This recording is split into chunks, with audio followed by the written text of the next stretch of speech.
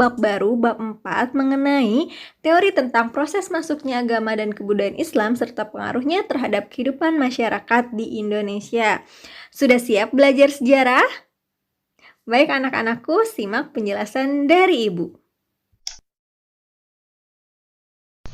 Baik anak-anak, sebelum kita lanjut ke materi, Ibu jelaskan dulu KI dan KD hari ini. Untuk kompetensi pengetahuannya, menganalisis berbagai teori tentang proses masuknya agama dan kebudayaan Islam serta pengaruhnya terhadap kehidupan masyarakat Indonesia dalam bidang ekonomi, pemerintahan, dan budaya. Dan untuk kompetensi keterampilannya, menyajikan hasil analisis berbagai teori tentang proses masuknya agama dan kebudayaan Islam serta pengaruhnya terhadap kehidupan masyarakat Indonesia dalam bidang ekonomi, pemerintahan, dan budaya.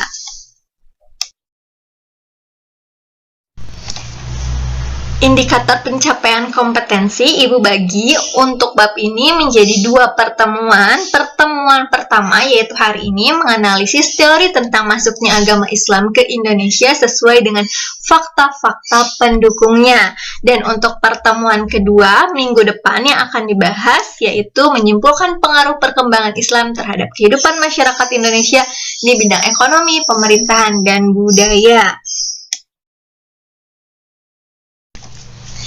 Baik anak-anakku, seperti biasa kita masuk dulu nih ke apersepsi.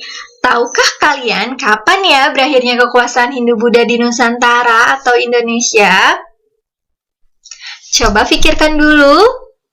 Ibu tunggu.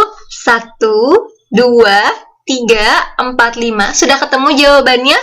Kalau sudah ketemu jawabannya, kalian jawab via WA grup ya, sertakan nama lengkap dan kasih keterangan pertanyaan dari video.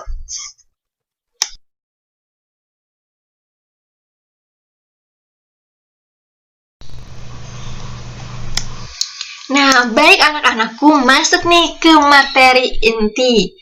Berbagai teori masuknya agama dan kebudayaan Islam ke Nusantara atau Indonesia sesuai dengan fakta-fakta pendukungnya. Baik anak-anakku, kita mulai dari pendahuluan dulu nih. Agama Islam pertama kali lahir di negara Arab. Nabi Muhammad SAW adalah nabi terakhir yang diangkat oleh Allah Subhanahu wa Ta'ala menjadi rasul. Setelah itu, Nabi Muhammad SAW pun menyebarkan Islam kepada seluruh kaum Arab. Setelah kematian Nabi Muhammad SAW, beliau digantikan bukan dengan nabi, melainkan dengan khalifah. Ada 4 khalifah yang menjadi pengganti Nabi Muhammad SAW. Khalifah ini adalah sahabat terdekat Nabi Muhammad SAW, yaitu Abu Bakar As-Siddiq, Umar bin Khattab, Utsman bin Affan, dan Ali bin Abi Thalib. Mereka berempat memiliki tugas penting, yakni untuk memastikan bahwa umat Islam tetap menjalankan perintah agama Islam yang telah diajarkan sebelumnya. Hasilnya, agama Islam telah berkembang secara luas ke seluruh dunia. Agama Islam sendiri masuk ke Indonesia melalui perdagangan yang dibawa oleh para pedagang-pedagang Muslim yang belayar ke Indonesia atau Nusantara. Kitab suci agama Islam yakni Al-Quran, rumah ibadah umat Muslim disebut masjid. Baik anak-anakku, kita masuk ke latar belakang masuknya ajaran Islam ke Indonesia. Sebab umum yang pertama, kaum pedagang memegang peranan penting dalam persebaran agama dan kebudayaan Islam. Yang kedua, letak Indonesia yang strategis menyebabkan timbulnya bandar-bandar perdagangan yang turut membantu mempercepat persebaran tersebut. Persebaran agama Islam tentunya.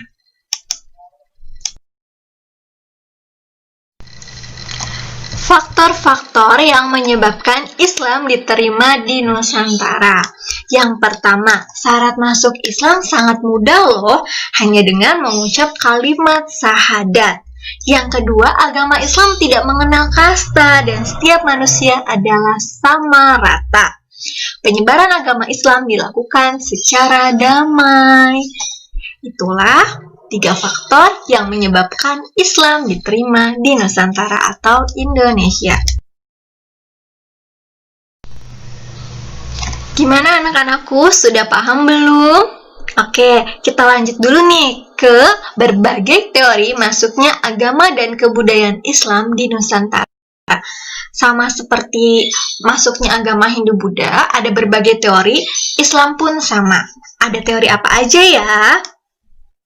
Proses masuk dan berkembangnya agama Islam di Indonesia, menurut Ahmad Mansur Suryanegara dalam bukunya yang berjudul Menemukan Sejarah, terdapat 3 teori, yaitu ada teori Gujarat, teori Mekah, dan teori Persia.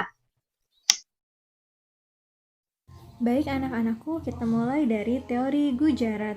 Teori ini berpendapat bahwa Islam masuk ke Indonesia pada abad ke-13 dan pembawanya berasal dari Gujarat, India. Dasar dari teori ini apa ya, Bu?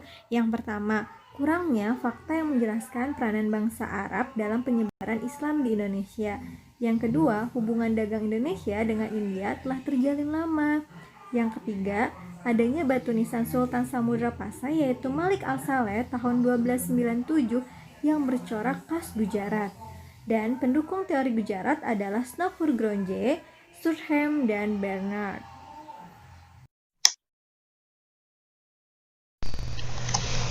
Lanjut ke teori yang kedua, yaitu teori Mekah. Teori ini merupakan teori baru yang muncul sebagai sang terhadap teori lama, teori yang tadi yang Ibu jelaskan pertama, yaitu teori Gujarat.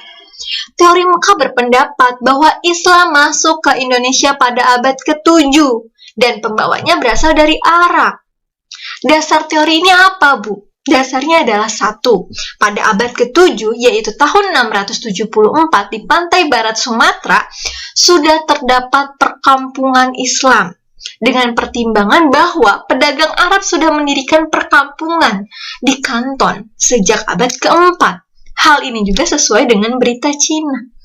Yang kedua, kerajaan Samudra Pasai menganut aliran mazhab Syafi'i, di mana pengaruh mazhab Syafi'i ini terbesar pada waktu itu adalah Mesir dan Mekah.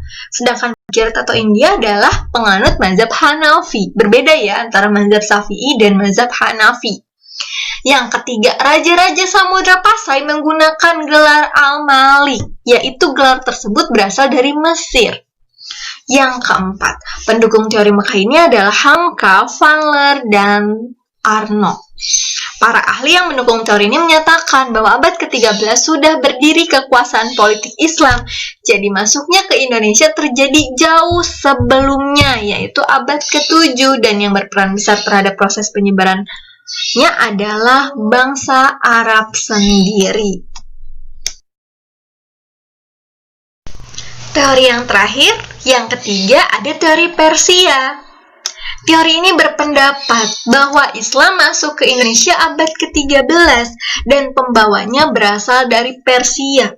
Dasar teori ini apa, Bu? Dasar teori ini adalah kesamaan budaya Persia dengan budaya masyarakat Islam di Indonesia. Seperti yang pertama, peringatan 10 Muharram atau Asyura atas meninggalnya Hasan dan Husain cucu Nabi Muhammad yang sangat dijunjung oleh orang Syiah atau Islam Iran. Di Sumatera Barat, peringatan tersebut disebut dengan upacara tabut, sedangkan di Pulau Jawa ditandai dengan pembuatan bubur syuro. Yang kedua, kesamaan ajaran Sufi yang dianut Syekh Siti Zenar dengan Sufi dari Iran, yaitu Al-Halaz. Yang ketiga, penggunaan istilah bahasa Iran dalam sistem mengeja huruf Arab untuk tanda-tanda bunyi harokat. Yang keempat, ditemukannya makam Maulana Malik Ibrahim tahun 1419 di Gresik. Yang terakhir, adanya perkampungan Leran di Giri, daerah Gresik. Pendukung teori ini yaitu Umar Amir Hussein dan Hussein Jaya di Ningrat.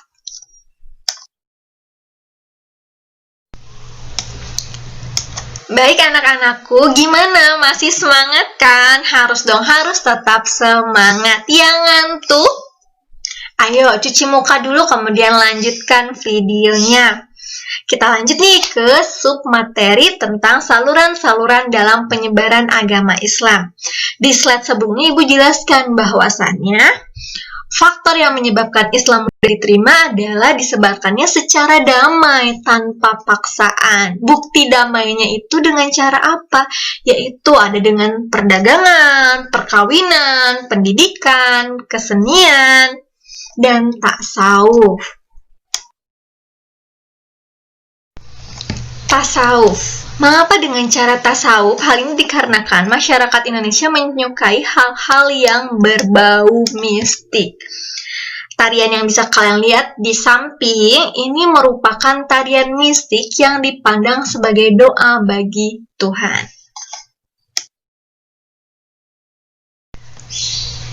Baik anak-anakku, kita lanjut. Tahukah kalian peranan dari Wali Songo dalam proses islamisasi? Simak nih penjelasan dari Ibu. Perkembangan Islam di Jawa tidak dapat dipisahkan dari peran Wali Songo. Mereka adalah tokoh Islam di Jawa yang memiliki pengaruh yang besar bagi masyarakat. Dengan sikap yang santun dan penuh kewibawaan, para wali mengajarkan agama Islam dengan bijaksana. Baik anak-anakku, untuk Wali Songo ini terdiri dari 9 wali. Ada siapa saja? Ada Sunan Gresik. Nama aslinya adalah Maulana Malik Ibrahim. Ada Sunan Ampel, nama aslinya adalah Raden Saleh. Ada Sunan Giri, nama aslinya adalah Maulana Ainul. Ada Sunan Kalijaga, nama aslinya adalah Joko Said. Ada Sunan Kudus, nama aslinya adalah Jafar Sodik. Ada Sunan Muria, nama aslinya adalah Umar Said. Ada Sunan Bonang, nama aslinya Magdum Ibrahim. Ada Sunan Gunung Jati, nama aslinya adalah Syarif Hidayatullah. Ada Sunan Derajat, nama aslinya adalah Syekh Maunat. Itulah 9 Wali Songo.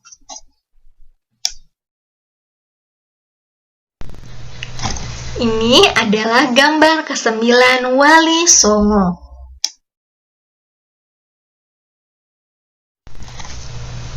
Baik anak-anakku, sudah paham belum dengan penjelasan dari Ibu? Kalau masih bingung, masih penasaran, kalian boleh menanyakannya via chat di grup atau via japri ke Ibu pun boleh.